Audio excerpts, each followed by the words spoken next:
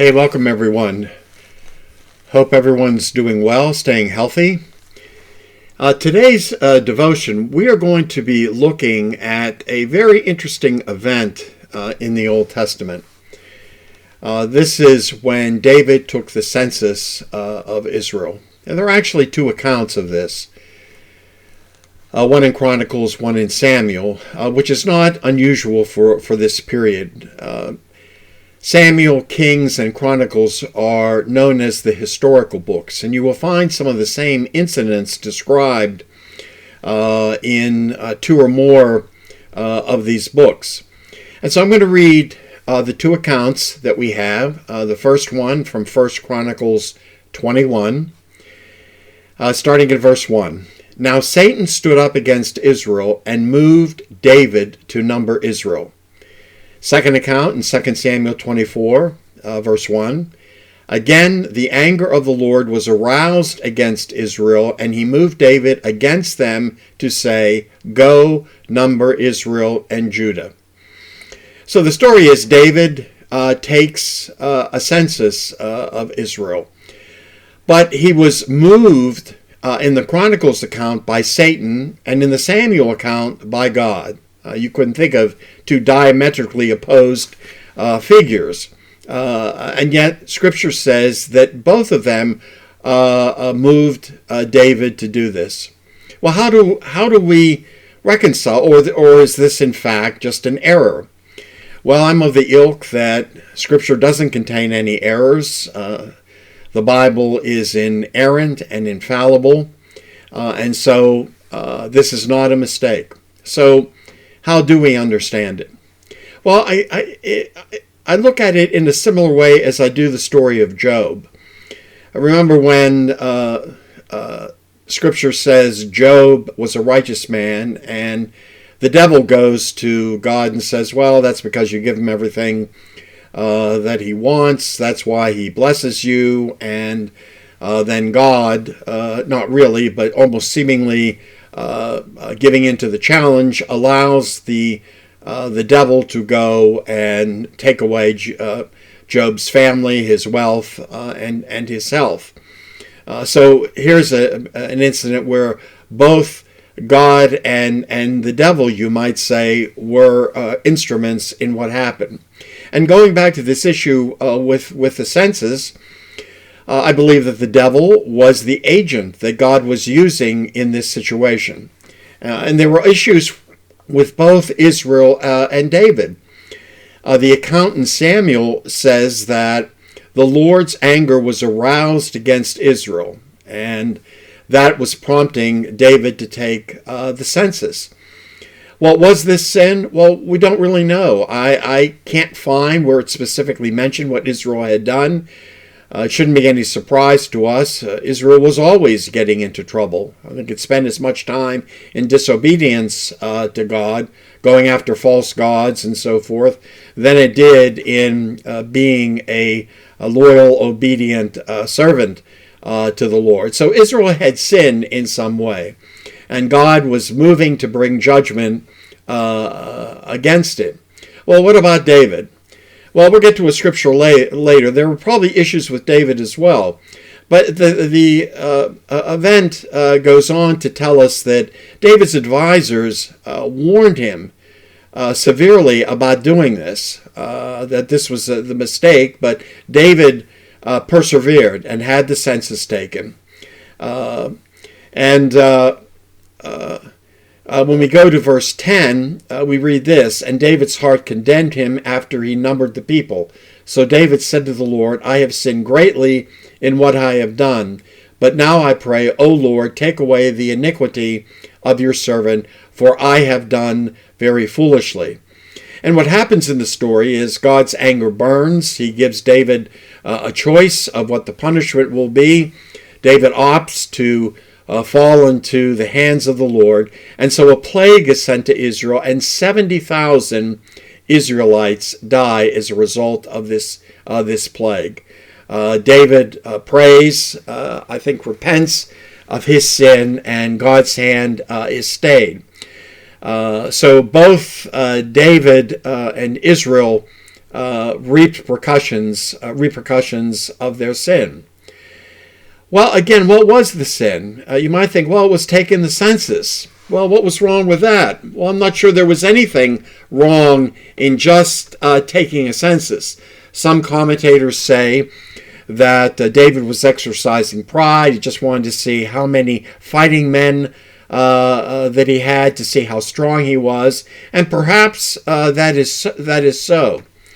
But I want to read another scripture. This is from Exodus 30, verses 11 and 12. The Lord also spoke to Moses, saying, "When you take a census of the sons of Israel to number them, then each one of them shall give a ransom for himself to the Lord, when you number them, so that there will be no plague among them when you number them." And so in the law, the requirement was that whenever a census was taken, and it doesn't really prohibit that from being done, but whenever that was done, a ransom had to be given. And if you read through Exodus, what you find is that for each fighting man, that might have been somebody over the age of 20, that a half shekel of silver had to be collected. This was called the ransom. It's also referred to as atonement money. And so what happened here in Chronicles and Samuel was that David took a census, but he did not collect the ransom, the atonement. And so what was the problem with that? He didn't collect some money. Was God's that particular? Does he really need that money? Well, I think we need to understand something about the law. I'm probably going to spend a couple of posts on going into greater detail. But Scripture says, or Jesus said, he was the fulfillment of the law. That the Old Testament, and he says specifically what Moses wrote, was about him. And so that when we look at the law, we should be looking for a revelation of Jesus Christ. Now, this should begin to be obvious when we see words like ransom and atonement being used. What David was actually saying is that my army, my power, my strength does not need atonement. It does not to be ransomed. Now, that's the height of arrogance and pride. We know because these terms have significance for us as well. We were ransomed by Christ. We were atoned for. That none of us can appear before God on our strength. He doesn't need our strength, our talents.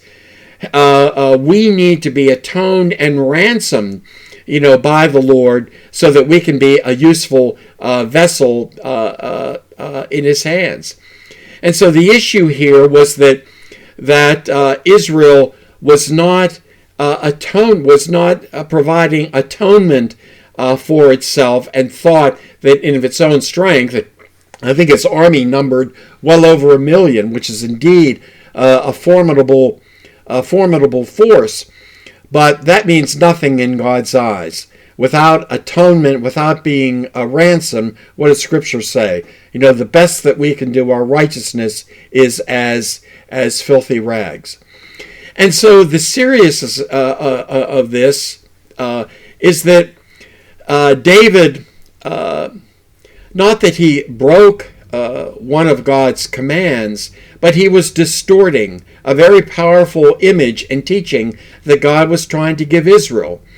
These laws, these requirements, including collecting the ransom, were pointing to Jesus Christ, who ultimately would become the ransom, the atonement for mankind. And this is not the first place that this happened. Do you remember the story of Moses wrapping the rock again? Well, I'll probably have a post on this as well. This also has some relevance to Jesus Christ. And you might think, my gosh, with all that Moses put up with the Israelites, he wrapped the rock twice and he's prohibited from going into the promised land. But the significance of what this said symbolically about Christ was serious. Nadab and Abihu offer the strange incense, and God slays them. contemporary of David, Uzzah. The ark was being carried on a cart. It's going to fall off and hit the ground. Uzzah, you might think well-intentioned, put out his arm to prevent the holy ark from hitting the dirty ground, and God slays him as well. And the reason is not ultimately because God is so particular about obeying every jot and tittle of everything that he said, but because these things all point to Jesus Christ. And their actions, including David failing to take the ransom, was giving a distortion of Jesus Christ. Very serious indeed. So I hope this was a little helpful to you in explaining not only the two different accounts that we read about this event, but also understanding why what David did was so serious, and why the punishment from the Lord that ensued was so severe. Again, a lot to think about. I hope this will give you some insight into the Old Testament. And take care, and look forward to being with you again soon.